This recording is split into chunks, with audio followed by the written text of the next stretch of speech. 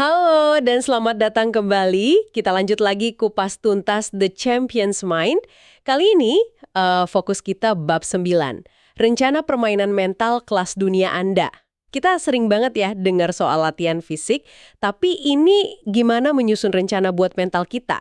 Apalagi pas momen genting. Betul sekali. Dan bab ini bagusnya itu ngasih kerangka kerja yang praktis gitu. Jadi bukan cuma soal, wah saya pengen menang, tapi lebih ke gimana sih kita secara sistematis nyiapin pikiran kita, tujuannya jelas, performa puncak, ya kan? Apalagi di saat-saat yang menentukan itu. Sumber kita ya buku ini, dan kita coba saring nih strategi paling oke dari bab ini buat Anda semua. Oke, siap. Mari kita bedah nih.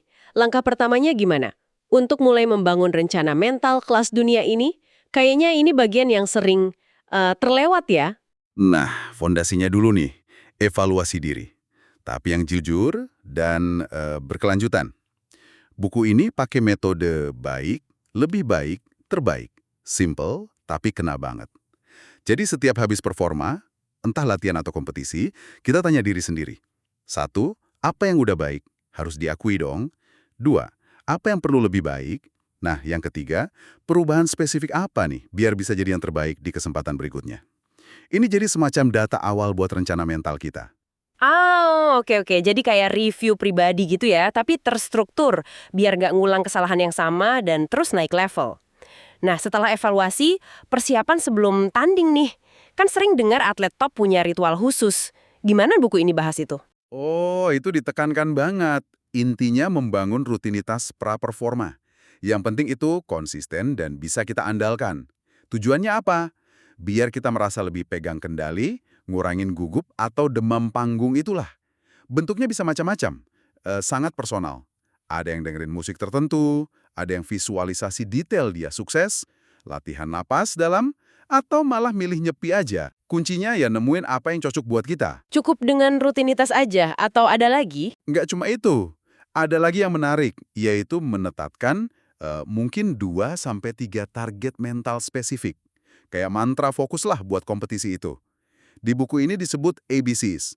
Mungkin bisa kita artikan aksi kunci yang mau dilakukan, batasan fokusnya di mana, terus cara berpikirnya gimana. Misalnya targetnya, aku fokus eksekusi teknik ini. Berpikir positif terus, ciptakan momentum awal.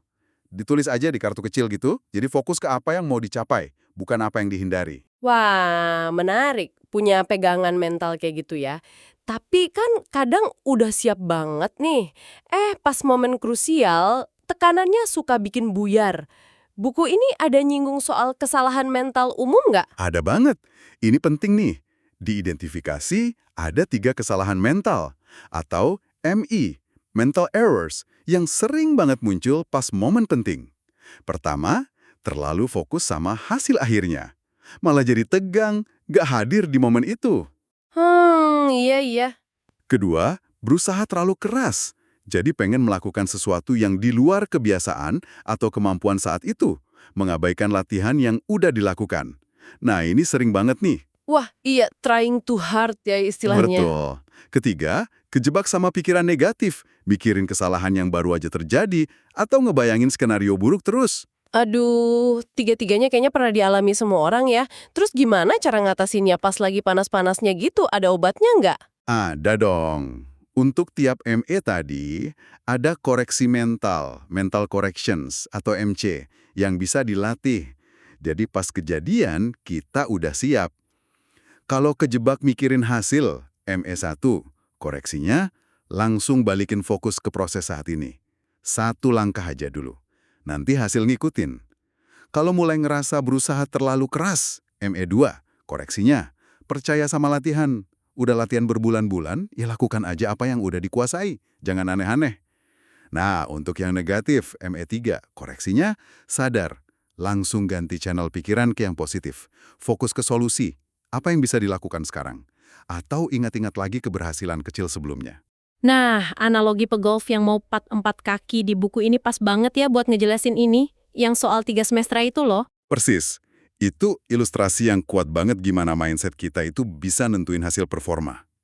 Di semesta perunggu, pegolfnya ragu, takut gagal, mikirin kalau nggak masuk gimana, fokusnya ke konsekuensi negatif. Hasilnya? Ya gagal. Terus yang perak? Di semesta perak, dia nggak mau gagal. Fokusnya jadi jangan sampai gagal. Tapi malah jadi tegang, ragu-ragu juga. Hasilnya? Gagal lagi. Nah, semesta emasnya gimana? Kalau di semesta emas, fokusnya itu bersih. Murni ke eksekusi tugas di depan mata. Baca green, ayunkan stick, masukin bola. Udah itu aja. Dia percaya diri, tenang ngikutin rutinitasnya. Hasilnya, Masuk. bolanya. Pelajaran intinya kan jelas banget. Pikiran kita itu ngebentuk perasaan, nah perasaan ini yang ngaruh ke aksi atau performa. Jadi, fokus ke apa yang perlu dilakukan, bukan gimana kalau. Wah, dalam banget pelajarannya. Oke, terakhir nih. Bab ini juga ngomongin keseimbangan kan. Konsep lentur, jangan patah. Gimana nyambungnya nih sama semua tekanan tadi? Ini penting banget sebagai penyeimbang ya. Hidup seorang atlet, atau siapapun lah yang ngejar performa tinggi, itu kan seringnya nggak seimbang. Tuntutannya banyak. Konsep ini bukan berarti nyari seimbang 50-50 yang kaku gitu, tapi lebih ke fleksibilitas mental. Nerima kalau hidup itu ya naik turun, dinamis. Fokus aja ke apa yang bisa kita kontrol, sikap kita, usaha kita, persiapan kita. Strateginya ya bisa macam-macam. Berani ngomongin kebutuhan kita, misalnya butuh istirahat, terus bangun support system, jaga hal-hal dasar kayak tidur, makan, pakai humor juga bisa bantu. Dan yang penting, pegang nilai-nilai inti kita. Oke, jadi kalau dirangkum nih ya, rencana permainan mental kelas dunia itu dimulai dari evaluasi diri yang jujur. Baik, lebih baik, terbaik. Terus dibangun pakai rutinitas pra-performa yang solid dan target mental ABCs buat fokus. Pas tanding, kita waspada sama jebakan mental dan punya koreksi siap pakai. Mindsetnya semesta emas, dan semua itu dilandasi sama fleksibilitas dan keseimbangan batin biar nggak gampang tumbang. Wah, bener-bener jadi kayak satu sistem ya buat pikiran kita. Tepat sekali. Dan ingat pesan kuncinya, mental juara itu bukan cuma bakat loh, tapi sesuatu yang bisa direncanakan dan dilatih. Ada kutipan bagus di situ.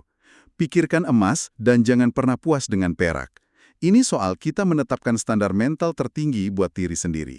Nah, ini jadi pertanyaan buat Anda di rumah, renungkan. Dari semua elemen rencana ini, evaluasi, rutinitas, target mental, koreksi di bawah tekanan, keseimbangan, mana nih satu elemen yang paling bisa Anda mulai terapkan atau perkuat, mungkin hari ini juga, di area hidup Anda yang manapun yang butuh performa terbaik. Gimana Anda bisa mulai merancang rencana konkret untuk mental Anda sendiri. Terima kasih sudah menyimak kupasan kita kali ini. Sampai jumpa di pembahasan berikutnya.